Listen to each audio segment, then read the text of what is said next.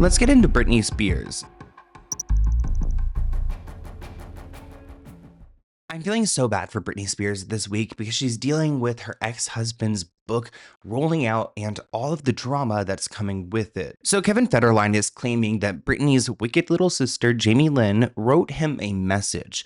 This is what Jamie wrote to Kevin.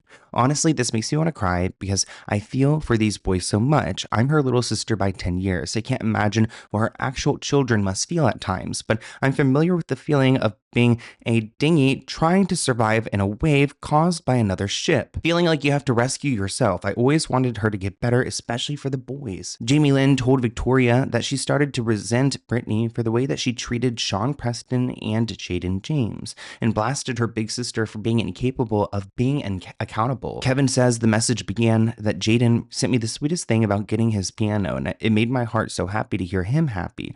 I know I've said it many times, but it's worth repeating. I'm thankful the boys have had y'all to raise them and be well-mannered and appreciative and kind boys. Any parent who actually raised their children knows that raising kids is the toughest job on earth.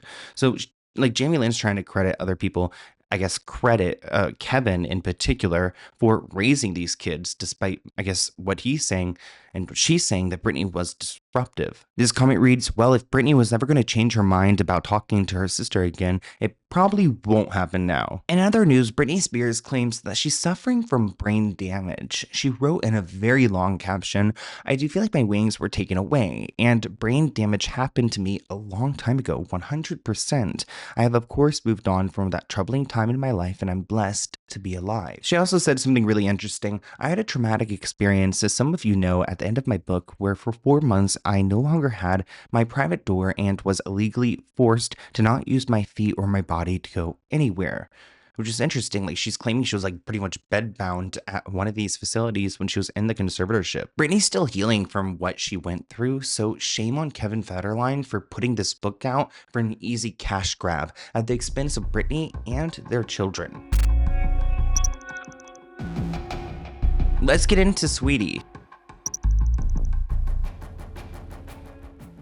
Now, Saweetie is a rapper who's now starting to enter the courtroom. I don't know if she's going to hire Kim Kardashian, but she is going to hire somebody to go and defend herself against some gossip bloggers. Kind of reminds me of what happened between Tasha K and Cardi B, but this blogger online isn't really a blogger. They just became a blogger to expose Saweetie because at one point they were working closely with Saweetie, which is how they've got all these receipts to go and share with the world. This is probably like a celebrity's worst nightmare. Her ex-road manager claims that Saweetie is using drugs and also is an escort. Saweetie wrote that the recent accusations about me are false, defamatory, and deeply disturbing. These claims misrepresent the facts and are solely aimed to damage my reputation. This person never managed me. She was simply introduced to me by my family. Ooh, you need to get some new family.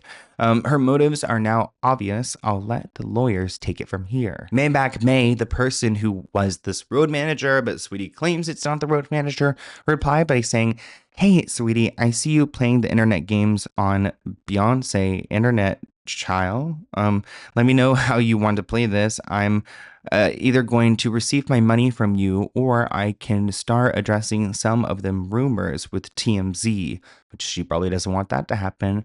She writes, I try to be nice. Nice don't get you nowhere. So Maybach May wants to get her money, and I wonder how much she claims that she owes her. Cocaine, witchcraft, and liquor is one hell of a mix. Send me my bread, home wrecker. I want to make one thing clear, she writes. I booked her for an appearance to visit the Chelsea Stadium and support the soccer team. Instead of paying me, she fell in love with the client and told him not to pay me. I was the road manager and getting her the deals, so she wants her money for that. And there are some people who believe Miss Maybach because they say that Saweetie lives a very extravagant lifestyle, which doesn't really add up with her music because she's not that popular to be living this way. Oh my God, Saweetie's an escort and water is wet. What? The sky is blue, grass is green. What the are we talking about right now? What are we talking about? I literally been told y'all that all the female rappers are escorts. Like, I said this so many times. Go look at the video. This is not new information. And if you're still surprised by this Saweetie situation, remember that the blind item breakdowns have been talking about this and alluding to the fact that she has been doing this on the side, kind of like a yacht girl, which a lot of people in Hollywood are supposedly doing the same thing, but this has been known information. Saweetie is allegedly a yacht girl who makes far more money from yachting than she does from her music career. And according to this blind item, she allegedly has a substance abuse problem that is making her messy and causing her to lose yachting clients.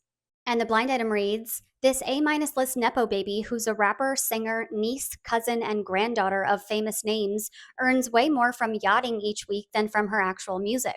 But her substance habit has gotten out of control, and the messiness is driving clients away fast. This comment reads, the entire industry is. If you're not a multi-billionaire, they're all tricking for endorsements, awards, recognition, and money. They don't get fame unless they run with the program. Let's get into Brandy.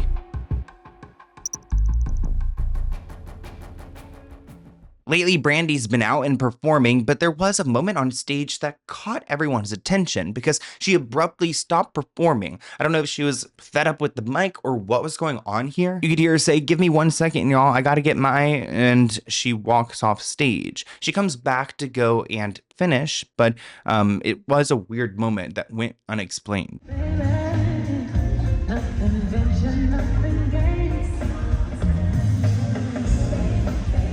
See, she just turned around and walked right off, like, bye.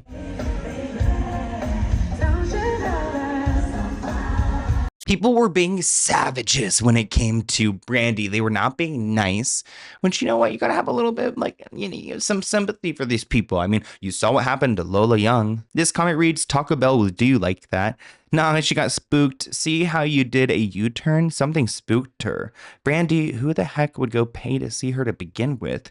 Brandy hasn't been relevant since 1999. She got sick and went straight down to the sound person? Oh, okay. And she could have said something. After the performance, there was a line of people at customer service filing complaints because Brandy didn't finish the show.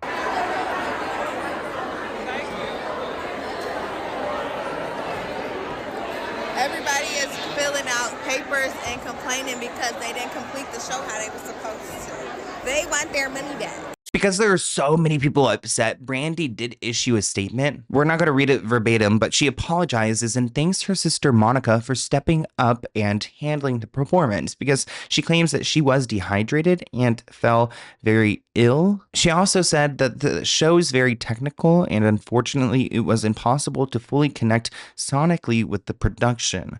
So was she sick or were there tech issues? Either way, we're wishing Brandy well. This comment reads, Brandy did the right thing. She wasn't feeling well and she was going to faint. Dehydration is nothing to play with. I pray that she feels better soon. And she got sick. Y'all are so inconsiderate. Let's get into Victoria Beckham.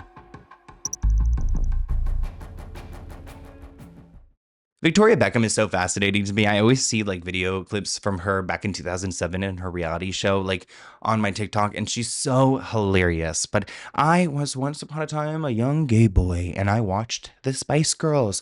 Shocking, right? Well, she was talking about a comeback in a recent podcast interview, and Victoria, posh, she admits that she doesn't think she could sing anymore and says that she was never great to begin with, which is kind of true. I mean, I don't want to be a hater, but out of everyone in the group, she was probably the weakest link, which is why she was like posh and didn't really do too much. I went to see Oasis recently. Yes. Yeah, and you posted that thing saying, "Oh, I'm getting ideas." It's tempting. Yes. It would be tempting, but could I take on a world tour? No, I can't. I have a Vegas. job, but the idea. Sphere. Oh my God, the Sphere. Sphere is amazing. Well, you've been to many times. I've heard. Yes. It's amazing. Have you guys been to the Sphere? Comment below if you have. Right. So good.